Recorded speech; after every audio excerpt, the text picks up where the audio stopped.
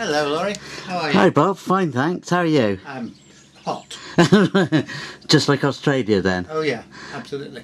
Can you tell me how things are going with K9? Yeah. Yes. Well, it's at the editing stage at the moment. We shot it all in Brisbane, and we shot between last September, October, and through until the end of April, 1st of May. I think that was the last day shooting. And now it's with the editors, and I'm receiving kind of weekly updates on how it's going, and they send me emails of the progress, and I see the rough cut, and then the director's cut and producer's cut, and then finally the fine cut. But we hope that it'll be ready for early next year to go out on Channel 10 in Australia. Was there any particular reason for choosing Australia for the locations? No. It was just the way the money fell together. Yeah, fine. That's how things work, I'm afraid. You can't just pick and choose. We took ages, 10 or 11 years to get the thing going, and finally we did this co-production with Australia, which was fine. To get the co-production together at all was a kind of a success. Doing it in Brisbane, I thought, but then it worked out pretty well. Brisbane's anywhere. It's they're also set in the future. So if we just plop in St Paul's and London Bridge now and again, it feels like London. And we have exterior shots of London, especially when K9 is flying over it. Do you think Dave would have been pleased to have the way it's gone? Yeah, I'm sure he'd be delighted. I'm not so sure he'd like some of the scripts, but that's Dave. Right, Bob, how long have you been a cat lover? 2 minutes. Since I was a kid, really. This is Tom, my rather gay cat. But he's a good friend. You haven't named him after Tom Baker, then? No, I didn't. No, I didn't name him after Tom Baker. He was a stray. We got him, and I think my wife named him after Tom. Right. Tom the baker's man. Beautiful cat. You're very lucky, Bob. Yes. I've seen some of your other great big fur balls around the house. Yes. Absolutely four wonderful. Altogether, four at the moment. Well, when they have kittens, you'll have to let me have one. I doubt if these will. No, not from a gay cat. No. Hello, Bob. Could you tell me about the latest DVDs on Sky? Yes, Network have put Sky, and they will be putting out King of the Castle within the next week or two. Oh, that'd be absolutely fabulous. When was King of the Castle made? That's about 1974. Oh, right. And was that an HTV production? That was HTV, and it was nominated for a BAFTA, but we lost out to Ivor the Engine. Oh, that's cruel. Thomas the Tank Engine I could understand, but not Ivor. Yeah, Ivor the Engine. Yes. Well, it just seemed hard that a 7-part children's series, which was full live action and everything, should lose out to a sort of little cartoon. But it's all in the same category. So look, I say nothing. I say nothing. Very wise, Bob. Yes. Oh, Bob, didn't you co-write that with Dave Martin? Yes, Dave Martin and I wrote it at the behest of HTV and Patrick John Gould, who was executive producer. We were sort of sailing a bit close to the wind on that one. They called it Kafka for kids, but it was really quite dark. But I was glad that it was, and I was glad that it was accepted and appreciated because of that. It came along not long after we'd done Sky, which again dealt in a kind of the world of magic and the world of all the kind of dark beliefs about the earth from Celtic times down to now, including things like Glastonbury and whatnot. So the Sky has also been released on DVD for those of those who want to watch it. But that one has become a kind of cult because a lot of people mention it. I was in Australia, and the chap that interviewed me for the newspaper there in Brisbane said immediately, started talking about Sky. I thought, my goodness, I'm here talking about K9, and there he is talking about Sky. But I mean, I was quite happy to talk about Sky, and he said it was the one that got him interested in sci-fi. Excellent. And any idea? So you said coming out in a couple of weeks' time. That's King of the Castle's coming out. Sky is already out. Oh right, okay. And it's on network.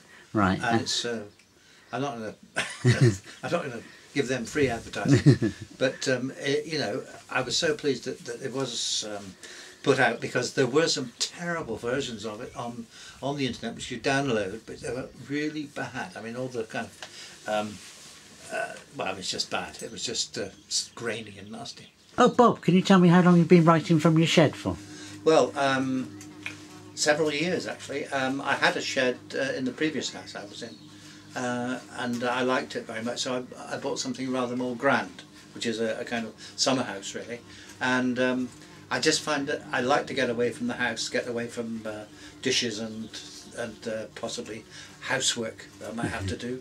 So I just hide away up here, and I also still paint, and I've still got a few bits of work on the go at the moment, so if I get fed up with writing I can turn around and go over that side of the shed and do a bit of painting. It's a bit better than a shed though, isn't it, Bob? It's not. Well, I wouldn't call it 3-star or 4-star. It's just nice. It serves a purpose. It gets me away from the house, and I find it a very pleasant atmosphere. It's full of all my things, all the things that I love, and people I've known, and pictures all over the place and whatnot. So it's a very special kind of environment to work in.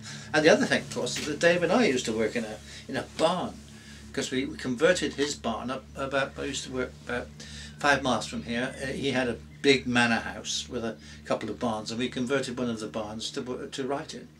So we're quite used to being in these kind of rather bizarre places. Yes.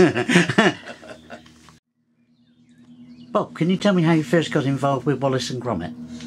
Yes, I was at the kind of low point in my career when I just made a disastrous film in Czechoslovakia, and you know, the taxman was around my ears, and the whole business was beginning to go belly up, and I suddenly met Nick Park, and we were introduced by 2 previous friends, the Aardman people, Dave Sprotts and Peter Lord, who were friends of mine, and I knew them right from the beginning of the Aardman business, and you know, I saw their early work, and I was highly impressed by it.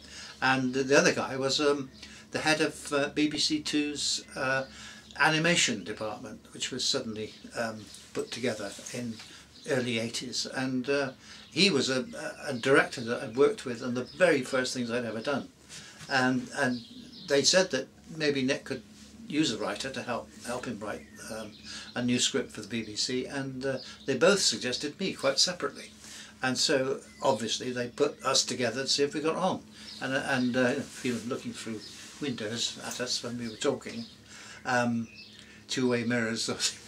But in fact, of course, we got on very well. We both had exactly the same sense of humour, and there was no problem at all. And so the first thing we wrote, of course, was The Wrong Trousers, and I was totally stunned and delighted, and you know, just overwhelmed by the fact that it won. I think it was an Oscar, a BAFTA, and 43 other prizes around the world. Did quite well then. Reasonably well, yes. Could have done a bit better, but there you go. But, it was the start of a long run of Wallace and Gromit successes, I think you can call them. Excellent. Oh, Bob, you've got to tell me about Matter of Loaf and Death. Oh yes, that was really great to work on that one. We had a good laugh all the way through, and I hope people noticed that Baker Bob was rather similar to me. It wasn't me, of course, but you know, uncannily like you. Like me, and but I did sort of put forward to Nick and Aardman that we should do a spin-off series about Baker Bob, and especially with me doing some singing, like I did in the opening part of this show, But you know, it's gone on to be a great success, and it apparently selling very well in America too, but only on DVD. It hasn't been shown on any networks in America yet, but you know, hopefully, if everything goes well, we might, in a few years' time, we might be sort of working our brains on another one. Who knows? Well, let's hope so, Bob, because the fan base is tremendous for Wallace and Gromit. I believe so.